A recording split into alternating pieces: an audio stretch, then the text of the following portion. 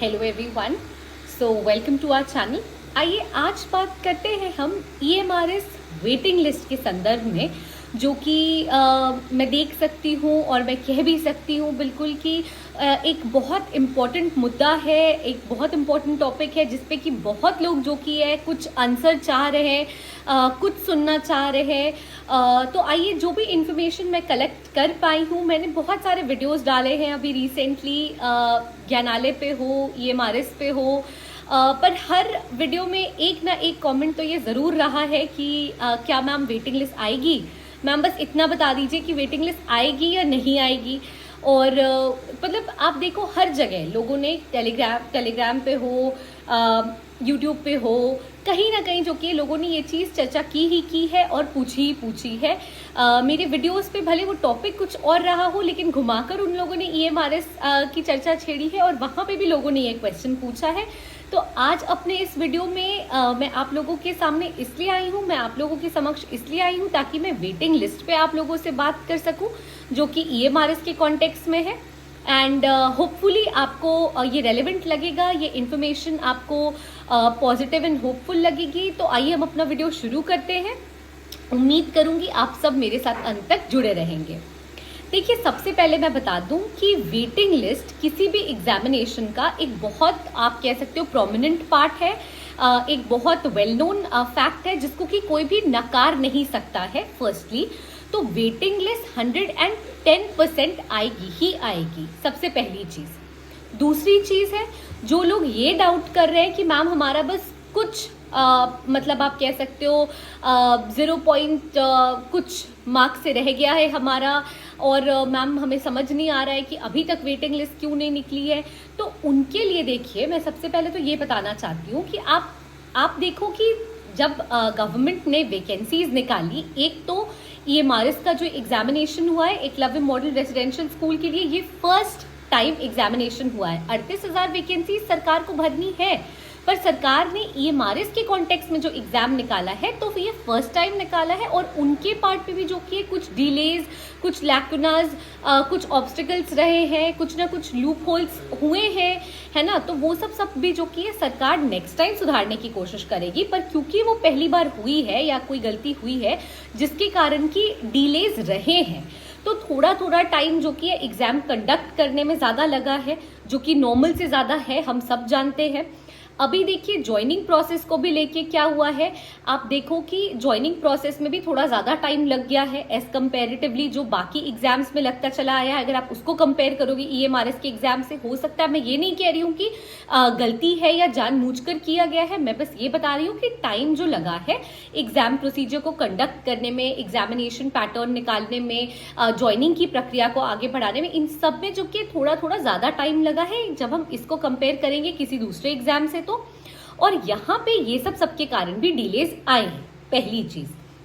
दूसरी चीज, अब जो ज्वाइनिंग हो गई है लोगों की, आप देख रहे हो, आप एस्टिमेट लगा सकते हो कि लगभग 1 महीना होने को आया, 1.5 महीना होने को आया, जो कि है जब से लोगों की ज्वाइनिंग अभी तक हुई है। लेकिन इस ज्वाइनिंग के दौरान जो की है, क्या सबने ज्वाइन कर लिया है? सबसे महत्वपूर्ण क्वेश्चन ये है। तो नहीं, सबने ज्वाइन नहीं किया है। क्यों सबने ज्वाइन नहीं किया है, अब आप ये पूछोगे।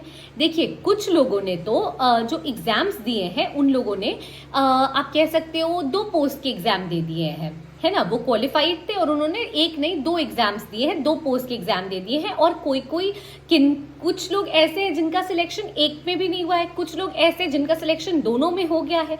अब उनके पास ये चॉइस है कि वो किस में ज्वाइन कर रहे हैं।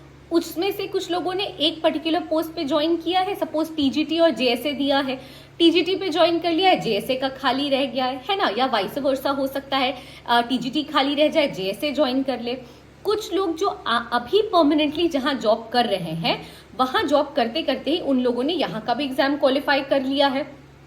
अब उनको ये दिख रहा है कि जो पहले का जॉब वो करते चले आ रहे हैं, उसमें जो कि है वो आप कह सकते हो एडजस्ट कर चुके थे एम्बियंस के साथ, the nature of work which they had to perform, उसके साथ वो एडजस्ट कर चुके थे, तो वो छोड़ना नहीं चाह रहे अपने पहले वाला जॉब और इसमें शिफ्ट नहीं करना चाह रहे। कुछ लोगों के साथ स्टेट वाइज भी प्रॉब्लम रहा है, अगर वो एक जगह जॉब कर रहे हैं, एक जगह एडजस्ट कर चुके हैं और उनको कहीं दूर दराज किसी दूसरे स्टेट में दे रहा है तो वो वहां नहीं जाना चाह रहे। पर इन सबका कंक्लूजन ये निकल रहा है कि देखिए बहुत सारे पोस्ट हैं जो वेकेंट रह गए हैं, जो वेकेंट हो चुके हैं। आप समझो कुछ लोगों ने जो की है रिजाइन भी किया है, जो लोग ज्वाइन कर रहे हैं और रेजिग्नेशन डाल रहे हैं, या वो लोग जो की है ज्वाइन कर ही नहीं रहे हैं ना, जिस भी वजह से हो। मेरे कहने का मतलब ये है कि देखिए थोड़ा डीले तो एग्जाम पैटर्न को एक स्ट्रक्चराइज तरीके से कंडक्ट कराने के जो प्रोसेस में हो वहां डिले हो गया है। कुछ जो ज्वाइनिंग का प्रोसेस हुआ वहां डिले हो गया है। अब जो सीट्स वेकेंट होने की बात हुई तो भाई 1-1.25 महीने हो चुके हैं, लेकिन अभी भी जो कि बहुत लोगों ने ज्वाइन नहीं किया है। अब वो जिस भी वजह से हो, स्टेट का प्रॉब्लम हो, कल्चरल डिफरेंसेस के कारण उन्होंने ज्वाइन नहीं किया है, जहां वो अभी काम कर रहे हैं वो वही स्टिक करना चाहते हैं। कुछ का 2-2 एग्जाम्स में हो गया है, 2 सीट्स पे हो गया है, 2 वैकेंसीज के लिए, 2 पोस्ट के लिए उन्होंने अप्लाई किया था, उसमें से एक पे उन्होंने ज्वाइन कर लिया, दूसरे पे वो ज्वाइन नहीं करे, इस कारण वेकेंट रह गया है। तो इन सबके कारण जो की है बहुत सारे सीट्स जो की है वेकेंट रह गए हैं। और सरकार, आप ये मानकर चलो कि उन सारी सीट्स को तो इसी साल भरेगी ना, तभी तो वो फ्रेश वैकेंसी के लिए आप कह सकते हो कि अपना जो प्रोसीजर है वो स्टार्ट करेगी, है ना। तो देखिए इसके लिए तो जो सीट्स खाली रह गई है, अब आप देखो हर स्कूल में उतने पर्टिकुलर नंबर ऑफ सीट्स पे जो पर्टिकुलर पोस्ट है, टीजीटी वाले हैं या जेएसए वाले हैं या जो भी पोस्ट आए, उस पे जो की है लोगों को जरूरत रही है, या आप कह सकते हो कि उन पर्टिकुलर पोस्ट के लिए जो की है सीट्स चाहिए थे सरकार को, तभी तो सरकार ने वो सीट्स निकाले थे, है ना। लेकिन अब अगर वो खाली रह गए हैं चाहे जिस भी कारणवश, तो सरकार को उन्हें भरना ही भरना है। तो ये आप मान के चलो कि वेटिंग लिस्ट 110% आएगी और बहुत जल्द आपको जो की है सुनने को मिलेगा कि वेटिंग लिस्ट जो की, क्योंकि आप जानते हो कि जितने भी, देखिए मेरिट लिस्ट तो है, लेकिन मेरिट लिस्ट के सिवा जितने भी और पोस्ट हैं, सब पोस्ट का इंडिविजुअली, हर पोस्ट का अलग से जो कि 10% का क्राइटेरिया रखा गया है वेटिंग लिस्ट के लिए।